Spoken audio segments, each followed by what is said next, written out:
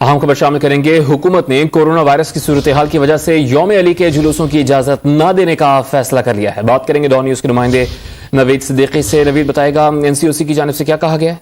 जी, आज एनसीओसी का इजलास हुआ है। असद उमर और लेफ्टिनेंट जनरल हमूदुज़्ज़मान ने इसकी सदारत की है मुश्तरका तौर पर, जिसमें वफाकी वज़ीर दाखिला शेख रशीद अहमद और वफाकी वज़ीर मज़हबी उमूर जो है नूर हक कादिर ने भी शिरकत की है। और इसमें यह फैसला किया गया है कि हज़रत यौम अली के हवाले से जो तमाम जो जुलूस होंगे उसके ऊपर पाबंदी लगाई गई है।